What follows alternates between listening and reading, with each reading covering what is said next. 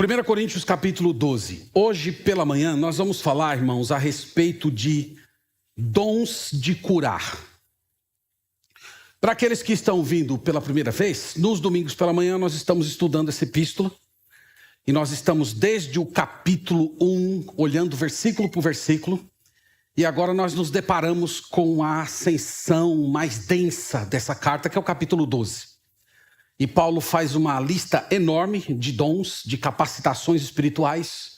E nós já falamos já tratamos diversos desses dons. E hoje, em especial, nós vamos falar a respeito dos dons de curar. Imagine viver em um mundo sem antibióticos, sem exames, sem hospitais e sem médicos especializados. Um simples corte poderia infeccionar e levar à amputação. Uma febre, uma diarreia podiam ser sentença de morte. A cegueira, a paralisia ou uma doença de pele seriam motivos de exclusão, vergonha e miséria social. Meus irmãos, este era o mundo do primeiro século. Esse era o mundo dos tempos bíblicos. Nos tempos antigos, a incapacitação física e a morte prematura faziam parte do cotidiano. Era comum a doença acompanhar uma pessoa desde o seu nascimento até a morte. E é nesse cenário que os evangelhos nos contam uma história simplesmente extraordinária. Um homem, nascido na cidade de Belém e criado na pequena Nazaré, começou a percorrer as cidades ao seu redor. E onde ele passava, os cegos viam, os coxos andavam e os leprosos eram purificados. Pessoas que haviam perdido toda a esperança passaram a voltar para casa restauradas. Milhares de pessoas se aglomeraram ao redor dele, cidades inteiras ficaram em alvoroço e todos tinham a mesma pergunta: quem é esse homem? Quem é esse homem que a simples presença dele, ou apenas uma palavra que sai dos seus lábios, é suficiente para curar as pessoas de todos os males? Depois do ministério terreno do Senhor Jesus, algo semelhante continuou acontecendo. Agora não mais através de uma pessoa, mas dos seus 12 apóstolos. O livro de Atos conta, dá relatos a respeito de ruas cheias de doentes, de enfermos sendo trazidos em macas, de pessoas esperando apenas que uma sombra de um apóstolo se projetasse sobre ele.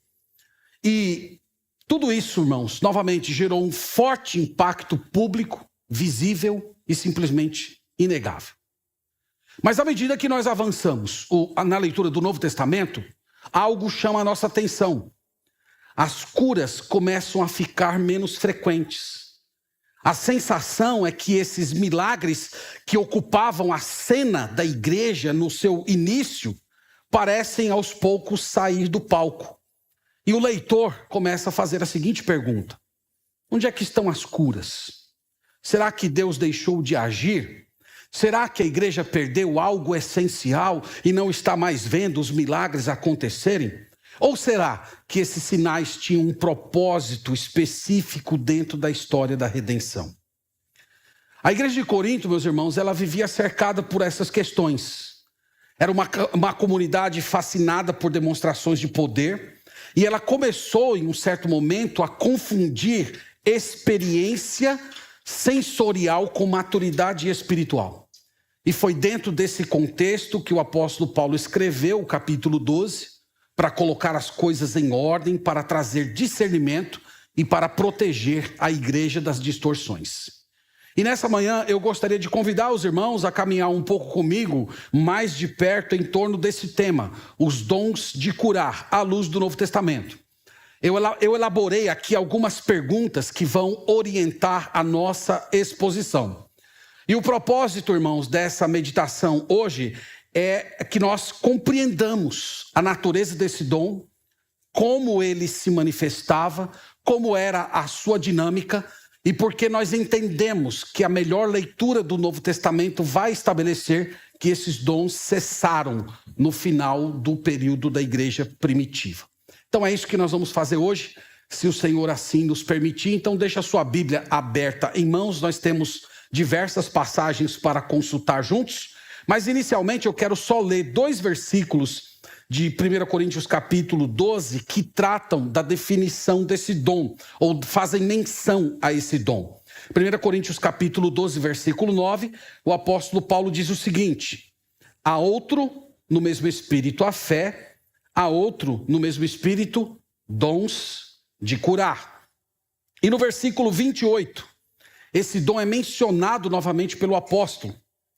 A uns estabeleceu Deus na igreja, primeiramente apóstolos, segundo lugar profetas, em terceiro lugar mestres, depois operadores de milagres, depois dons de curar, socorros, governos e variedades de línguas.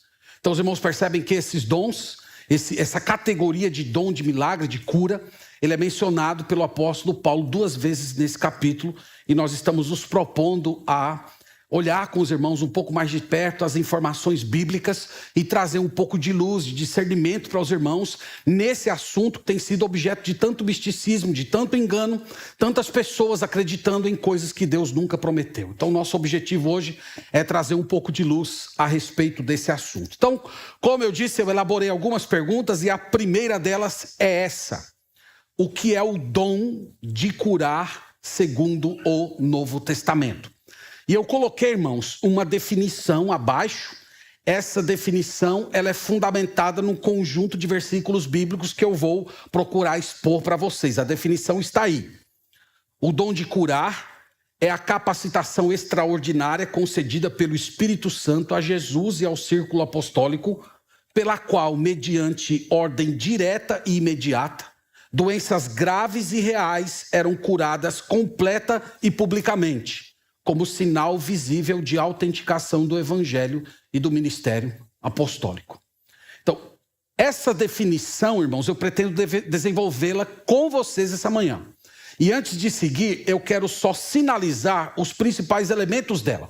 Então, os irmãos estão vendo aí na definição que nós estamos tratando os dons de curar como uma capacitação extraordinária e soberana. Em outras palavras, é uma manifestação do Espírito Santo, que tem a ver com a soberania dele. O que eu estou tentando dizer é que isso significa que a pessoa portadora desse dom não o recebeu porque é mais espiritual, porque é mais consagrada, porque tem um merecimento por conta de uma vida com Deus maior do que os outros crentes. A dinâmica dos dons não funciona assim. Só para os irmãos lerem comigo, no capítulo 12, aqui no verso 11, o apóstolo Paulo destaca um ponto importante a respeito dos dons, dizendo o seguinte: mas um só e o mesmo Espírito realiza todas essas coisas, distribuindo-as como lhe apraz, a cada um, individualmente. Chamar a atenção de vocês para essa expressão, distribuindo-as como lhe apraz. Então, a distribuição dos dons na igreja tem a ver com uma obra soberana do Espírito Santo. Não tem a ver com o seu mérito, não tem a ver com o fato de Deus tratar você com uma distinção diferente dos outros crentes, não tem a ver com o fato de Deus lhe ver como um crente mais consagrado, mais dedicado. É uma obra soberana, é uma obra exclusiva do Espírito Santo. Então, a nossa definição começa com esse ponto, mostrando que dons não foram dados para elevar homens, não foram dados para as pessoas serem tratadas de forma distinta. É uma obra especial do Espírito Santo. O outro elemento que está lá ainda na definição é que essa cura ou essas curas aconteciam por meio de um comando direto e imediato. Nós vemos isso no ministério de Jesus nos evangelhos e dos apóstolos também. Jesus ou os apóstolos se dirigindo a uma pessoa e dizendo: levanta-te e anda. E o homem paralítico imediatamente obedecia aquele comando. Então as curas aconteciam assim. Terceiro ponto que está aí nessa definição é que as curas eram completas e verificáveis. Em outras palavras, os cegos viam, os coxos de fato andavam, os paralíticos se levantavam. Eram curas públicas, reconhecidas e incontestáveis. Daqui a pouco eu vou mostrar alguns exemplos bíblicos para os irmãos. Então não era uma coisa que acontecia escondida, não era uma coisa que acontecia em um ambiente controlado. Era público, era notório, era inegável. quando Jesus ressuscitou a Lázaro, aquilo foi uma coisa tão poderosa naquela cidade que as autoridades religiosas, por não terem argumentos para tentar desmentir a ressurreição de Lázaro, eles conspiraram em matar Lázaro. Então isso é uma demonstração disso. Outro ponto que está aí nessa definição é que esses milagres possuíam finalidade autenticadora. Isso aqui eu vou mostrar para os irmãos com detalhes. O dom de curas, ele não existia no Novo Testamento como um fim em si mesmo. E nem foi dado para ser um ministério permanente na igreja. Esse dom era um sinal. Esse dom apontava para algo maior. A veracidade do evangelho e a autoridade dos mensageiros de Deus. Para quem acompanhou o sermão da semana passada, certamente vai se lembrar desse ponto. Eu mostrei para vocês que as curas e os sinais, eles estavam atrelados à pregação do evangelho. É como se fosse um selo de autenticação, uma forma de validação. A pregação, a revelação de Deus, sendo marcada por sinais e prodígios para não deixar dúvidas a respeito da origem divina daquele fenômeno. Então é isso que nós vamos falar. E de antemão, irmãos, eu espero que vocês consigam manter essa distinção. Deus continua curando. Nós cremos no poder de Deus. Nós cremos no milagre da cura. Nós cremos que Deus realiza coisas extraordinárias. Mas os dons de curar, conforme lemos no Novo Testamento, foi um sinal temporário. Eles serviram para autenticar o ministério de Jesus e dos apóstolos, e no final da era da igreja primitiva, esses dons cessaram.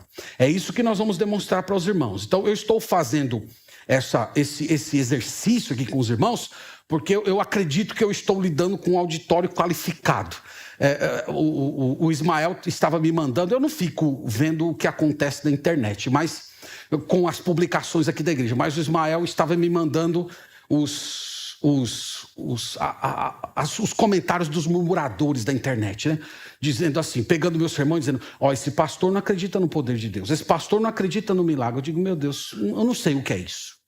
A gente explica, mas não tem jeito. Eu não sei se é inabilidade ou qualquer outra coisa, mas eu estou fazendo questão de deixar claro aqui para os irmãos. Nós não estamos negando que Deus cura. Nós não estamos negando que Deus faz milagre. Mas os irmãos vão ver que os milagres e as curas, conforme aconteceram no Novo Testamento, não estão se repetindo mais hoje. E é isso que eu espero conseguir mostrar para os irmãos biblicamente. Isso nos leva à segunda pergunta que eu quero responder com os irmãos aí. A segunda pergunta é esta que aí está. Como se manifestava o dom de curar no Novo Testamento? Então, como é que ele se expressava? Quais eram as suas características? Então, eu coloquei algumas aí. A primeira é essa.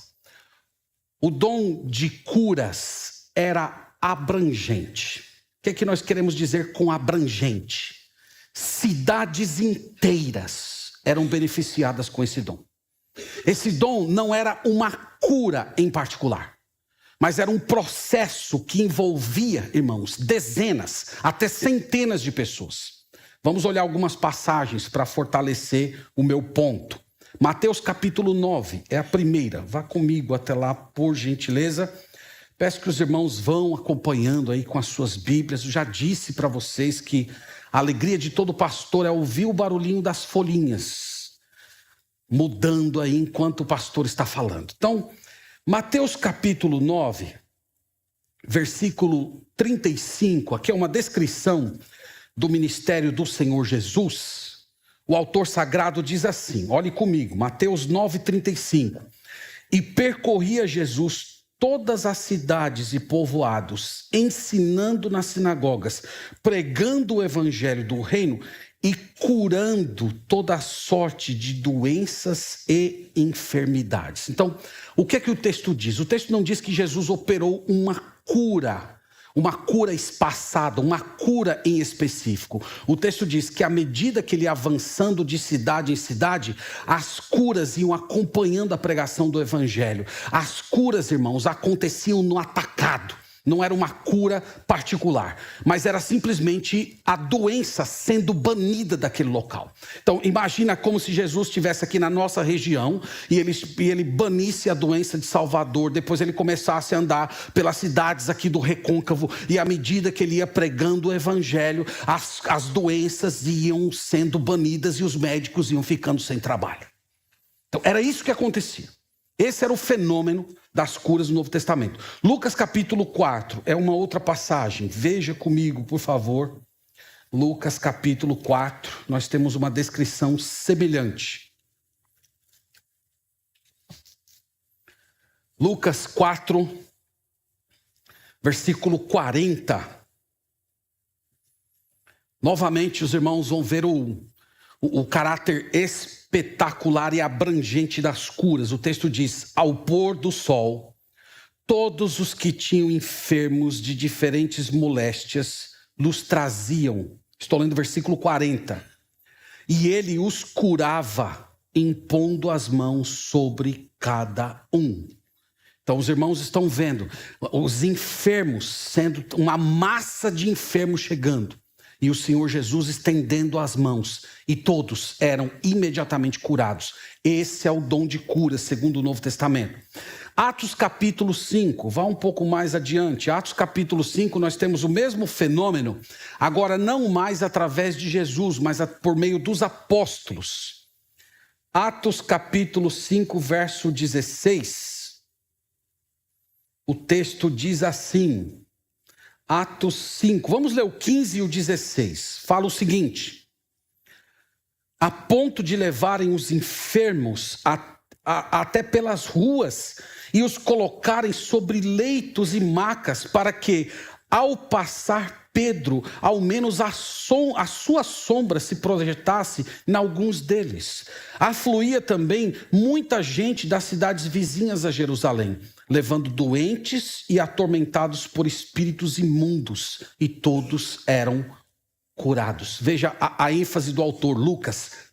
Todos eram curados. Era uma cura em massa. Não só pessoas da cidade de onde eles estavam, mas as pessoas das cidades vizinhas. Vocês imaginam? É como se, irmãos, o texto estivesse dizendo que durante a presença dos apóstolos, a doença foi banida da Palestina. Todos os enfermos foram imediatamente curados pela presença dos apóstolos. Mais uma vez, isso é a manifestação do dom de curas. No capítulo 8, vá um pouco mais adiante aí comigo. Capítulo 8, verso 6. Nós temos uma outra situação aqui. Capítulo 8, verso 6, nós lemos assim: as multidões atendiam unânimes às coisas que Filipe dizia, ouvindo-as e vendo os sinais que ele operava. Pois os espíritos imundos de muitos possessos saíam gritando em alta voz, e muitos paralíticos e coxos foram curados. E houve grande alegria naquela cidade. Então imagina, irmãos, tá? Usa um pouco aí a sua imaginação, uma comunidade de gente paralítica e todos sendo imediatamente curados pelo ministério desse homem. E o texto diz que isso simplesmente gerou um reboliço e todos passaram a se alegrar. Então o que eu estou mostrando aqui para os irmãos é que nós não estamos falando de curas pontuais, de curas privadas, de curas restritas. A doença, conforme eu disse, ela simplesmente foi banida de todas as cidades. E o impacto foi coletivo, foi inegável. Não havia como dizer que isso não estava acontecendo. Então, essa é a primeira característica do dom de curar, segundo o Novo Testamento. O dom de curar era abrangente. Segunda característica, acompanha aí. O dom de curar era independente. O que eu quero dizer com independente? É que a cura não dependia da fé do enfermo. Então, o enfermo não precisava necessariamente ter fé para ser curado. Então vamos olhar algumas passagens. João capítulo 5. Olhe comigo aí, por favor. Vamos começando aqui com o ministério do Senhor Jesus. João capítulo 5. João capítulo 5, verso 5. Acompanhe comigo até o verso 9, a leitura. Que diz assim: estava ali um homem enfermo havia 38 anos. Jesus, vendo-o deitado e sabendo que estava assim há muito tempo, perguntou-lhe: queres ser curado? Respondeu-lhe o enfermo: Senhor, não tenho ninguém que me ponha no tanque quando a água é agitada, pois enquanto eu vou, desce outro antes de mim. Então lhe disse Jesus: levanta-te, toma o teu leito e anda. Imediatamente o homem se viu curado e, tomando o leito, pôs-se a andar. E aquele dia era sábado. Então, notem, irmãos, o paralítico não sabia quem era Jesus. Ele conversou com Jesus como se fosse qualquer outra pessoa. Outra coisa, ele não pediu cura. Ele não pediu cura. A única coisa que ele fez foi lamentar não ter alguém para colocá-lo no tanque, onde supostamente os anjos vinham mexer a água. Mas o texto diz que mesmo assim, ele foi curado. Isto é, não houve um pedido, não houve qualquer manifestação de fé, sequer ele sabia quem Jesus era. Atos capítulo 3 é uma outra referência que mostra esse ponto. Atos capítulo 3. Vamos ver aqui uma situação semelhante agora no ministério dos apóstolos, para mostrar que a cura não dependia da fé da pessoa beneficiada. Capítulo 3, verso 1, nós vamos até o verso 8, diz assim: Pedro e João subiam ao templo para a oração na hora nona, e levado um homem coxo de nascença, o qual punham diariamente à porta do templo, chamada Formosa, para pedir esmola aos que entravam. Vendo ele a Pedro e João, que iam entrar no templo, implorava que lhe dessem uma esmola. Pedro, fitando, juntamente com João, disse: olha para nós.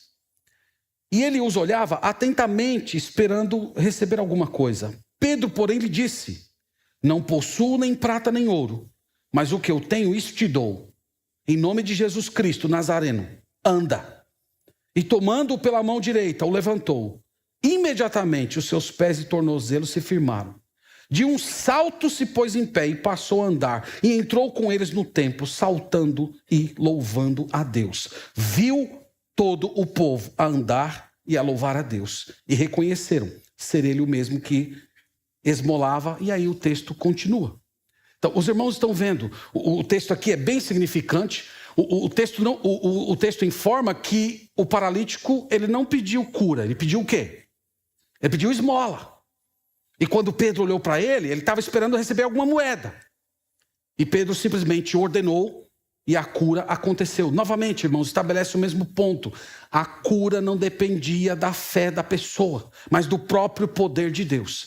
E sabe por que eu estou salientando esse ponto aqui para os irmãos? Porque essa história que nós ouvimos hoje em muitos círculos, de que fulano não foi curado porque não teve fé suficiente. Já escutaram isso? Essa afirmação simplesmente não encontra base no Novo Testamento. Na verdade, irmãos, eu considero essa afirmação uma forma de crueldade. É uma forma de maldade com aquela pessoa. Porque além dela carregar o fardo da doença, ela tem que lidar com um dilema espiritual muito profundo. Oh, Deus até queria me curar, mas eu não tenho fé, eu sou uma pessoa terrível, eu não tenho condições de acreditar em Deus, e por causa disso, Deus não está me beneficiando com cura. E essa pessoa, além de carregar a doença, vai ter que carregar sentimento de culpa. E eu estou falando isso para os irmãos porque eu tenho visto isso diversas vezes na atividade ministerial. Então, isso é uma forma de crueldade e, ao mesmo tempo, livra o suposto curandeiro de qualquer responsabilidade. O poder de Deus está aqui, o poder de Deus está em mim. Você só não está recebendo porque você não tem fé suficiente. E esse homem pode prometer o que Deus nunca prometeu. Ele pode falar coisas que Deus nunca autorizou. E ele não vai ser questionado, ele nunca vai ser responsabilizado por dizer coisas irresponsáveis que não têm autorização bíblica. Então, no Novo Testamento, não era assim. É isso que eu estou dizendo para os irmãos. No Novo Testamento, não dependia da fé do enfermo. Dependia exclusivamente do poder de Deus. Terceira resposta à pergunta que eu levantei aí sobre a manifestação dos dons do Novo Testamento. Terceira é essa. Eram curas reais de doenças graves.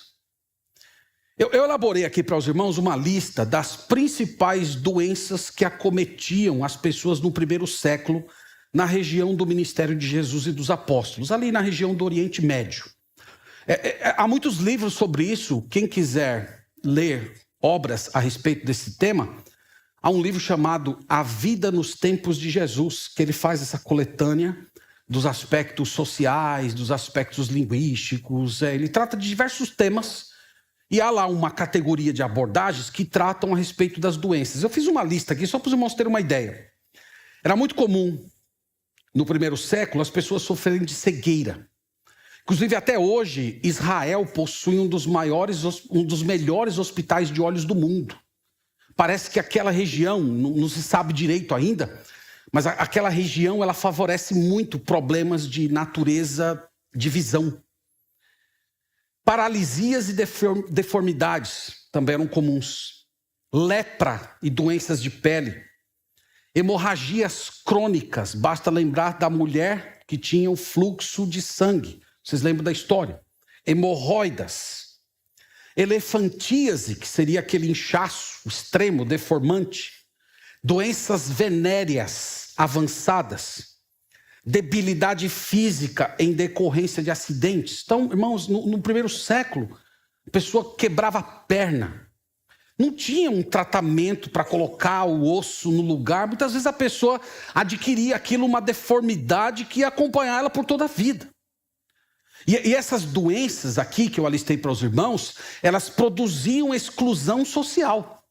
Por isso que a Bíblia demonstra que quando alguém era curado, toda a cidade tomava conhecimento. Imagina um leproso que era condenado a viver num local afastado.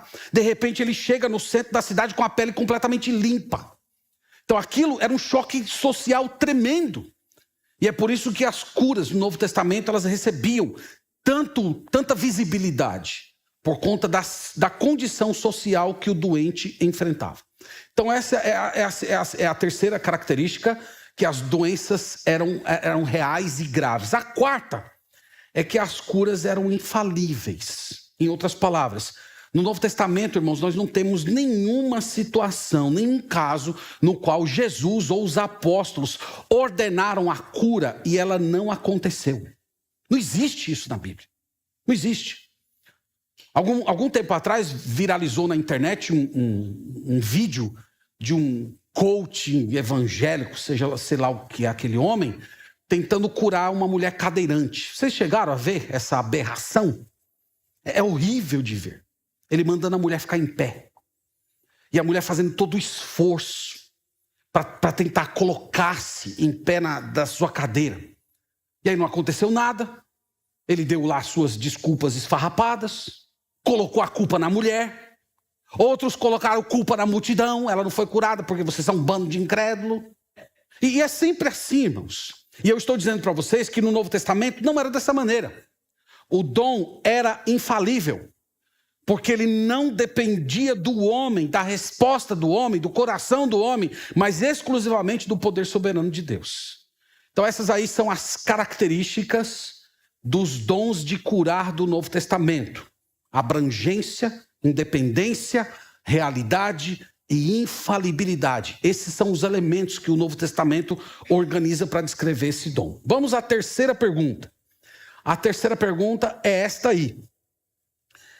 Para que Deus concedeu esse dom no período neotestamentário? Qual era a finalidade dele? Ele serviu para quê? Então eu tenho dito para os irmãos que esse dom ele serviu para autenticar o ministério de Jesus e dos apóstolos. E eu quero retomar duas referências que eu mencionei semana passada. A primeira está em Hebreus capítulo 2. Vamos lá, por favor.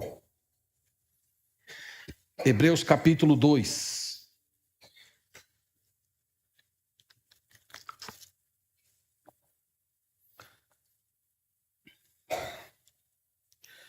Hebreus capítulo 2, verso 3. Veja o que é dito aqui. Hebreus capítulo 2, verso 3.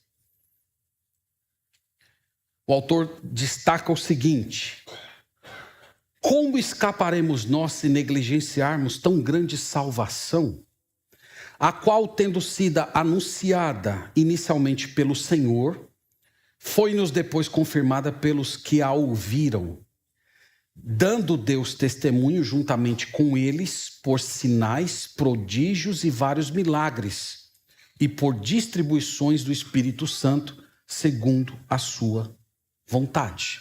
Então tem alguns destaques que merecem ser feitos nesse versículo aqui. O primeiro deles, irmãos, é que o texto fala da mensagem de salvação sendo confirmada por sinais. Então eu expliquei muito isso semana passada, então não vou me demorar muito nesse ponto. Mas basta os irmãos lembrarem que a Bíblia descreve o Senhor Jesus pregando e curando. Os apóstolos pregando e curando. E os autores bíblicos argumentam que isso acontecia para provar que a mensagem era uma autêntica revelação de Deus.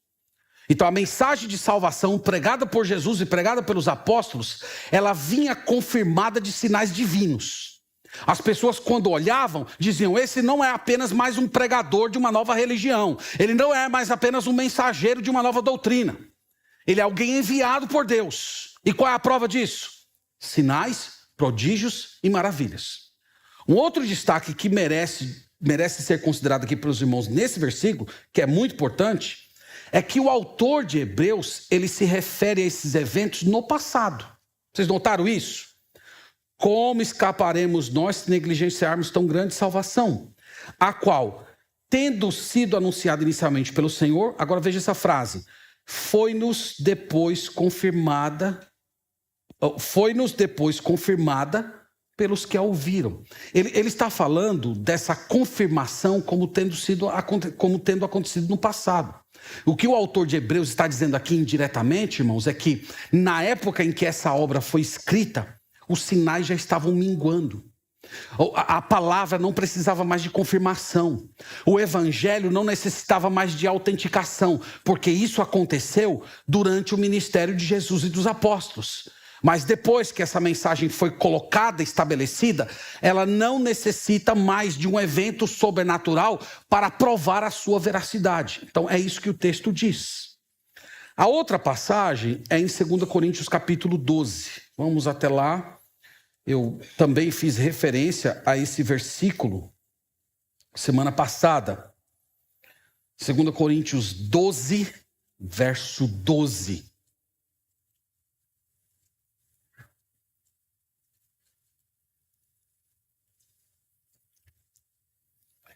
Segundo Coríntios 12, verso 12, nós lemos assim. Paulo falando à igreja de Corinto. Lembra que isso aqui, irmãos, é no contexto de Paulo provando que ele era um apóstolo verdadeiro. Eu disse várias vezes aqui que a igreja de Corinto tinha dificuldades em conceber Paulo como um apóstolo autêntico. Eles diziam: Paulo, você não viu Jesus no seu ministério terreno. Você só teve contato com Jesus depois de ressurreto. Você foi um perseguidor da igreja. Como é que você pode ser um apóstolo verdadeiro?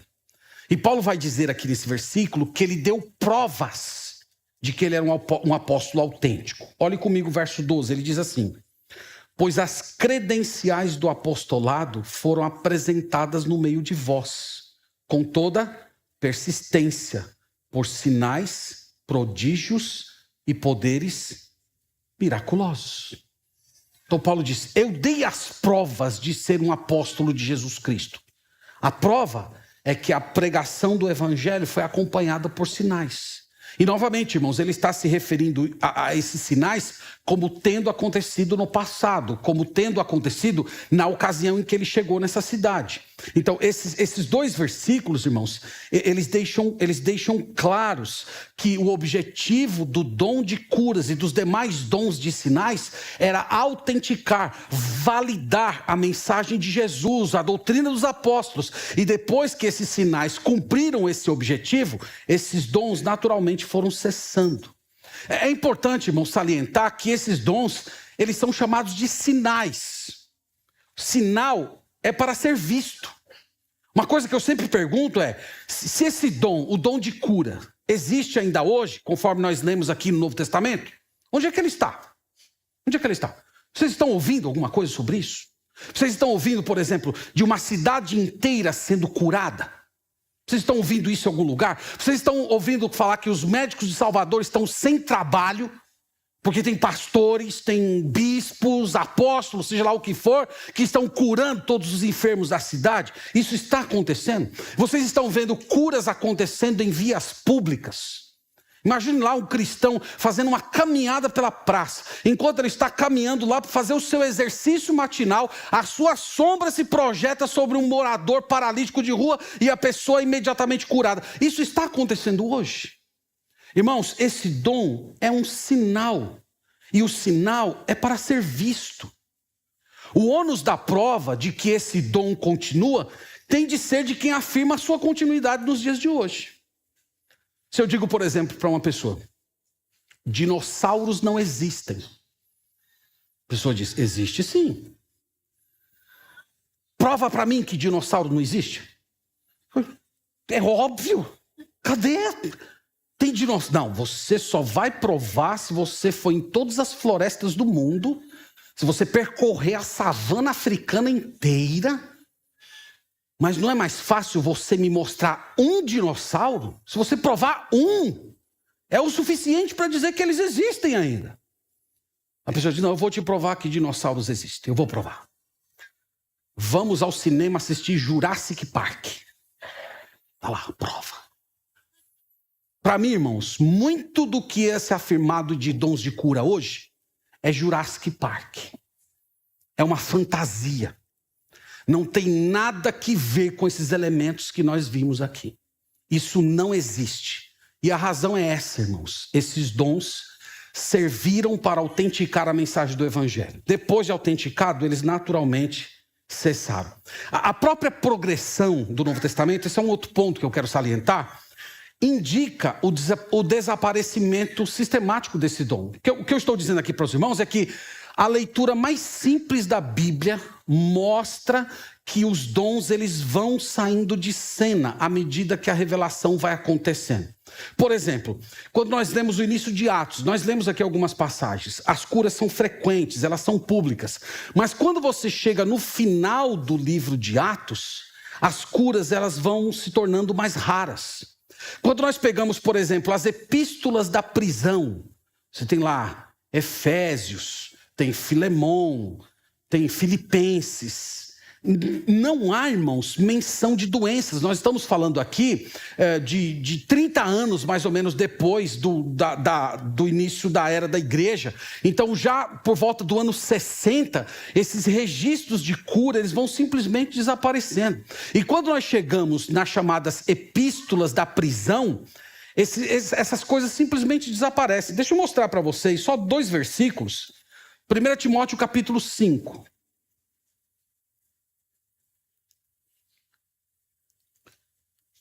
1 Timóteo capítulo 5.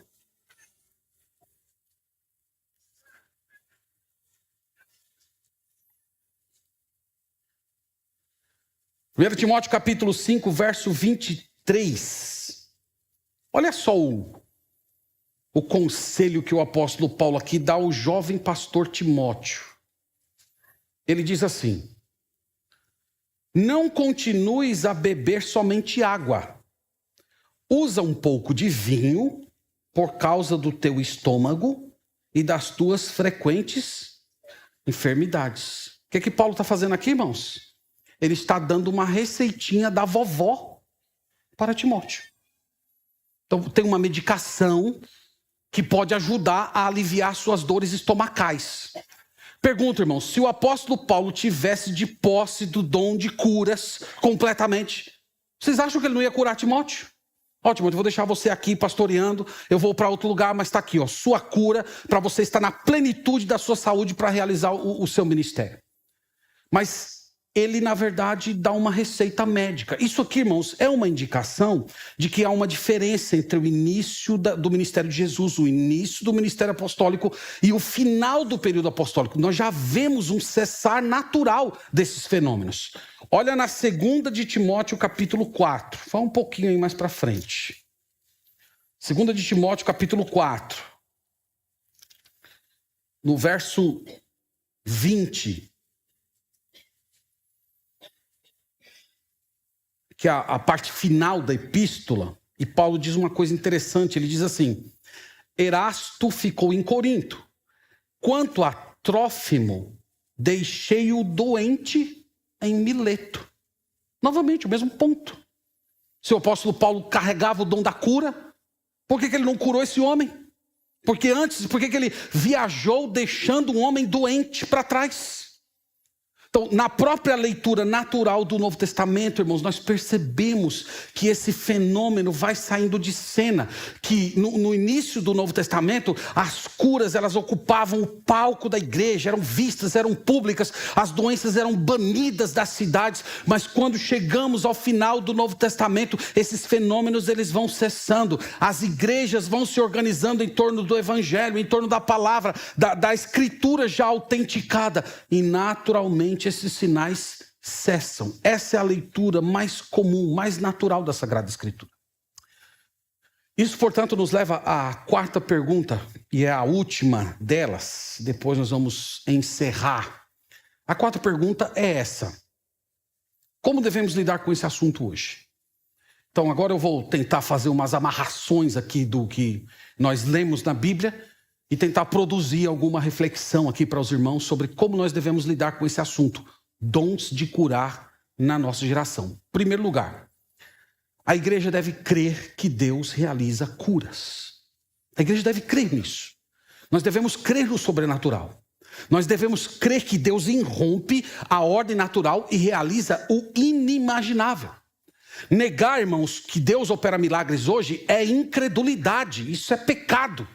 É coisa de liberal. Os liberais, o chamado liberalismo teológico, é uma vertente que se diz cristã, que é completamente irracionalista, naturalista. Para eles, Deus existe, mas Deus não intervém nesse mundo. E nós não cremos nisso. Na verdade, nós temos isso como uma heresia. O povo de Deus crê absolutamente no poder de Deus. Nós cremos que Deus realiza milagres. E quando o Senhor realiza essas obras extraordinárias, a glória é somente dele. Não importa se quem orou foi o pastor, foram os diáconos, foi um crente recém-convertido, foi a igreja toda como comunidade. Não importa, irmãos. Ninguém agradece ao instrumento. Nós agradecemos ao instrumentista. Então, quando nós ouvimos o piano sendo tocado, ninguém depois chega para o piano e diz: "Oh, piano, como você é maravilhoso, você tem um som." Ninguém faz isso, isso é uma insanidade.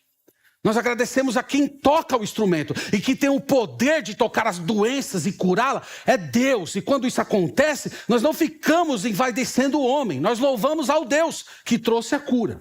O povo de Deus vive dessa maneira. Segunda observação. A igreja deve reconhecer que os dons de curar cessaram após o período apostólico. Eles eram sinais, como eu disse, eles validavam, eles autenticavam o ministério de Jesus e dos apóstolos. A cura de multidões, de cidades inteiras, de doenças graves e reais, por meio de um comando imediato, cessou após o período de fundação da igreja. E separar, irmãos, dons de curar do milagre da cura não é incredulidade, é discernimento bíblico. E o povo de Deus deve fazer isso. Nós devemos separar o milagre da cura dos dons de curar. Os dons de curar eram espetaculares. Nós vimos aqui a descrição. O milagre da cura, pela graça do Senhor, continua acontecendo. E nós temos que orar e agradecer a Deus quando o Senhor nos abençoa com eles. Terceira observação. A igreja deve ter cautela com o sensacionalismo em torno de supostas curas típico dos movimentos carismáticos e neopentecostais. E aqui eu sei que eu estou entrando num assunto um pouco mais espinhoso. Nós vivemos hoje, irmãos, numa geração na qual há uma espetacularização de supostas curas. Tudo sempre acontecendo num ambiente controlado, privado e sem a possibilidade de qualquer averiguação. Os fenômenos chamados de curas, vias de regra, são subjetivos. Eu estava com uma dor nas costas, fui curado. O meu joelho aqui estava me incomodando, fui curado. Eu tinha uma dor de cabeça aqui, ela passou. E ao mesmo tempo em que essas coisas vão supostamente acontecendo, Certos homens, eles são exaltados, eles são maximizados como super crentes por serem portadores desses dons, desses chamados dons. E nesse processo todo, a glória acaba repousando sobre aquela pessoa e não em Deus. De tal maneira que essa pessoa arrasta multidões, ela sai andando aí como se fosse um pequeno Deus nesse mundo, trazendo toda a glória para si. E forma-se, irmãos, nesses ambientes, uma espécie de idolatria da cura. O poder de Deus é reduzido, o poder de Deus é limitado a isso. Inclusive, essa é uma das grandes ironias desses movimentos. Porque, na verdade, eles nos acusam de limitarmos o poder de Deus, quando, na realidade, eles que limitam a Deus. Porque eles só conseguem ver o poder de Deus se for através dessas obras espetaculares. Eles não conseguem, por exemplo, ver o poder de Deus dando contentamento na doença. Como aconteceu com o apóstolo Paulo. Vocês lembram? 1 Coríntios 12, ou 2 Coríntios 12. Ele diz lá que o Senhor Deus disse para ele, depois que ele orou, pedindo 3 vezes que Deus removesse o espinho na carne. Deus disse, a minha graça te basta. E Paulo diz, eu vou me gloriar na minha fraqueza, porque quando eu sou fraco, é que eu me torno de fato forte. Forte em Deus. E esses ambientes, eles não conseguem perceber o poder de Deus nesses processos. Eles não conseguem perceber o poder de Deus operando através de elementos comuns.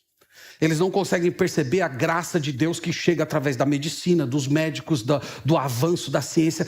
Eles não conseguem perceber que tudo isso é manifestação de Deus. Eles limitam o poder de Deus. E isso impede a gratidão. Todo esse, irmãos, sensacionalismo míope é sintoma de um movimento doente que deve ser rejeitado pela igreja, porque tira a glória de Deus e promete aquilo que Deus nunca prometeu. E é por isso que temos de ter cautela. Próximo ponto. A igreja deve reconhecer que manifestações sobrenaturais não são evidências ou não são evidência da aprovação de Deus. Quando eu estou falando a respeito desse assunto, é muito comum pessoas virem a mim e dizer assim, mas pastor, comigo aconteceu e foi de verdade. Comigo aconteceu e foi de verdade. Eu era doente, eu fui curado. Fui curado verdadeiramente. Eu tive laudo, diagnóstico, tá? Recebi uma cura real, completa, verdadeira. A pessoa contou a minha vida, coisas que eu nunca compartilhei com uma pessoa. Alguém veio, contou para mim a minha história inteira, falou de coisas do meu coração. Irmãos, nesse ponto, a igreja precisa ter discernimento. O fato de acontecer uma manifestação sobrenatural não significa que a origem seja divina. A referência é Mateus capítulo 7. Vamos olhar lá para dar um exemplo disso para os irmãos.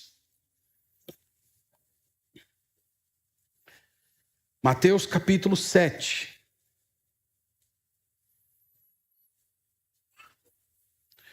Mateus 7, versículo 21. Nós lemos assim: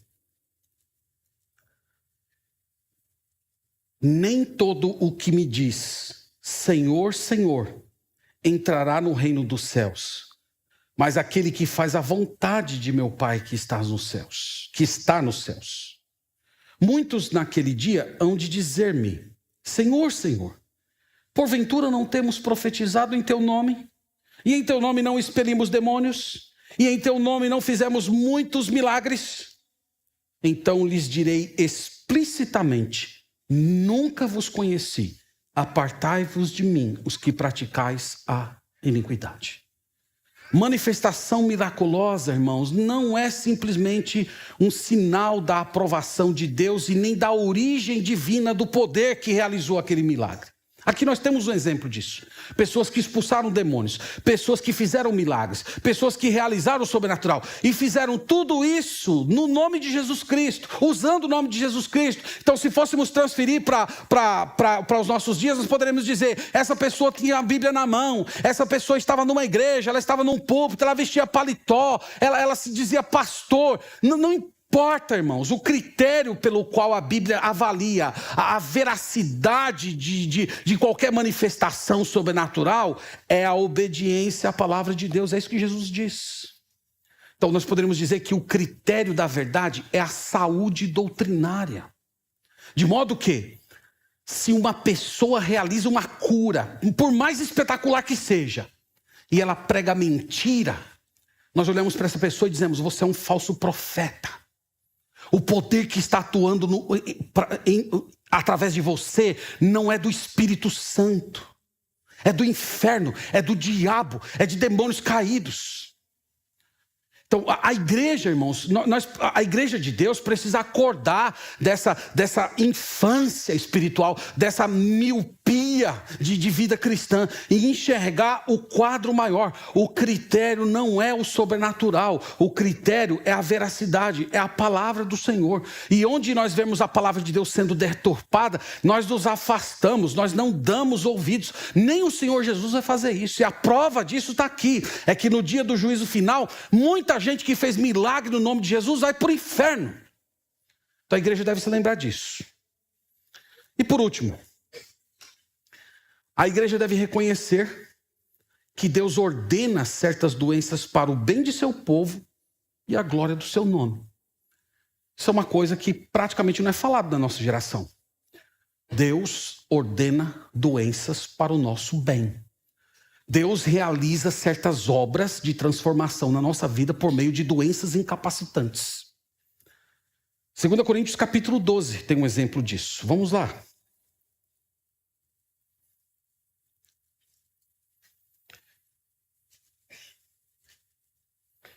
Segunda Coríntios 12.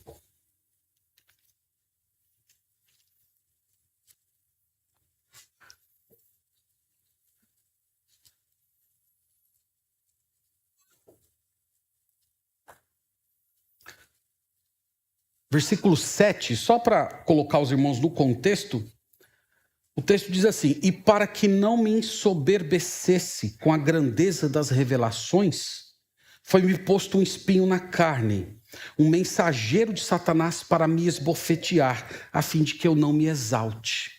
Por causa disso, 3 vezes pedi ao Senhor que o afastasse de mim. Então ele me disse: a minha graça te basta, porque o poder se aperfeiçoa na fraqueza. E aí ele continua. O ponto aqui, irmãos, é que o apóstolo Paulo diz que essa doença não foi porque ele tinha feito alguma coisa errada. Esse espinho na carne não foi porque Deus estava reprovando o comportamento dele. O texto diz que era para protegê-lo. Protegê-lo da soberba. Protegê-lo do autoengrandecimento. Então essa doença do apóstolo Paulo foi um gesto de graça de Deus. Permitiu que ele continuasse sadio na fé, servindo ao Senhor, sendo um instrumento poderoso para realizar milagres e através disso o nome de Deus sendo glorificado. E ele diz que havia poder na fraqueza. Os crentes devem lembrar disso. Há poder de Deus na doença.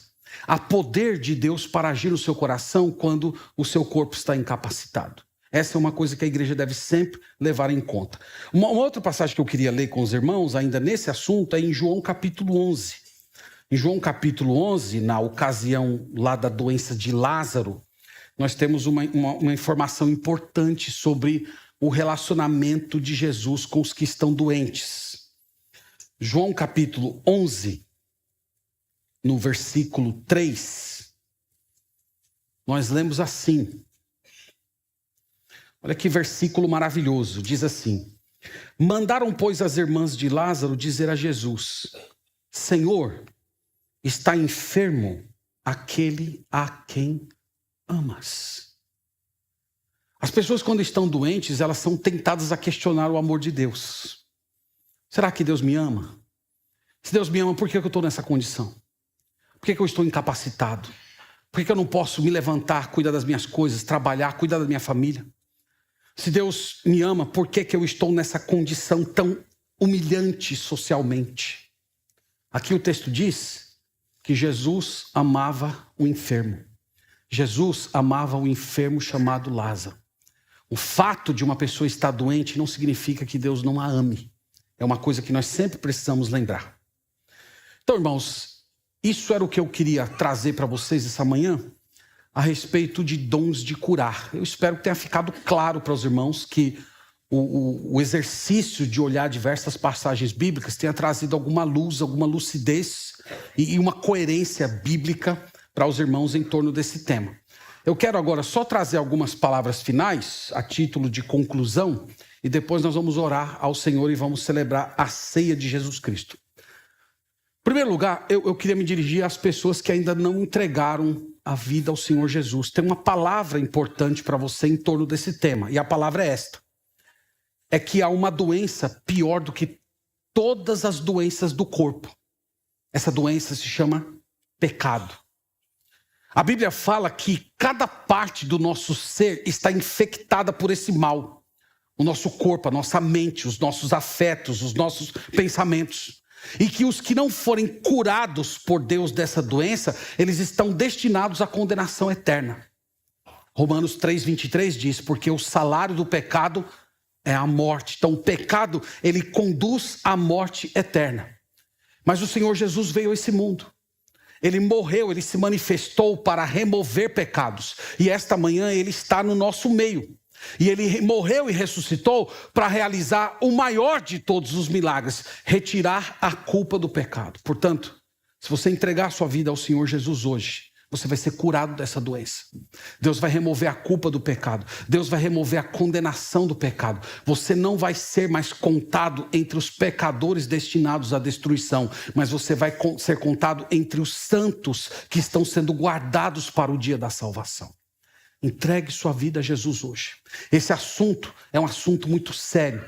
Do mesmo jeito que é irresponsável uma pessoa que está acometida de uma doença terrível se negar a buscar tratamento, mesmo tendo todos os instrumentos à sua disposição, é uma irresponsabilidade para com a sua alma você continuar vivendo uma vida de pecado.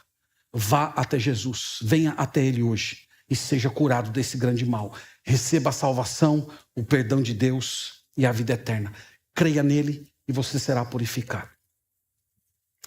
Eu quero trazer uma palavra aos irmãos da igreja que estão doentes. Tem uma palavra importante para vocês em face do tema que nós falamos hoje pela manhã. Em primeiro lugar, meus irmãos, orem por cura. Clamem ao Senhor, creiam no poder dele. E chamem outros para orar com vocês. Esse princípio está em Tiago capítulo 5, que se alguém estiver enfermo, chame os presbíteros da igreja. Está lá o ensino bíblico. Então, essa dor de carregar uma doença, ela pode ser compartilhada com outras pessoas. E você desfrutar dessa graça de ter um grupo de irmãos intercedendo junto com você. Então faça isso. Mas, segundo lugar, adorem a Deus quando a cura não vem. Adorem a Deus. Lembre-se que a ausência de cura não significa falta do amor de Deus. Nós acabamos de ler em João capítulo 11, que o Senhor Jesus amava Lázaro, que estava enfermo. Lembre-se que nós adoramos a Deus não por aquilo que Ele nos dá, mas por quem Ele é e por aquilo que Ele fez por nós. Esses são os motivos pelos quais adoramos ao Senhor. Então, mesmo que Deus permita que a doença chegue à nossa casa, nós vamos continuar adorando, dizendo, bendito seja o nome do Senhor.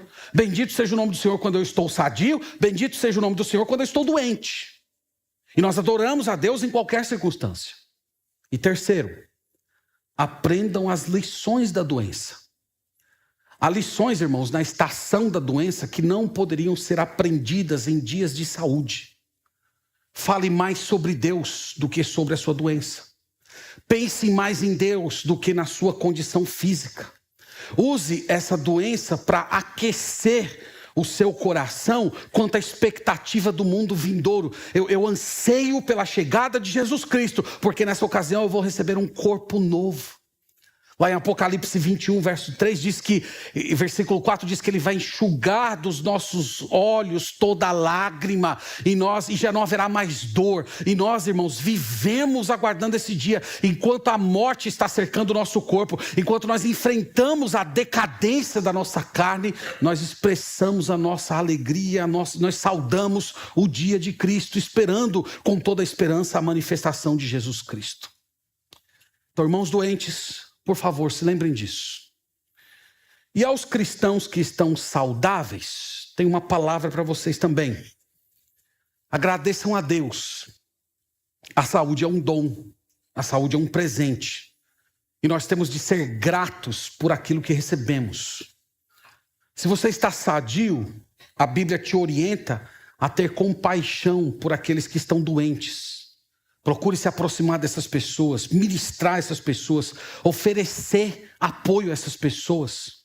Não se precipitem em julgamentos a respeito das pessoas que estão doentes. Fuja dessas teologias simplistas que dizem assim: você está doente porque você fez alguma coisa errada.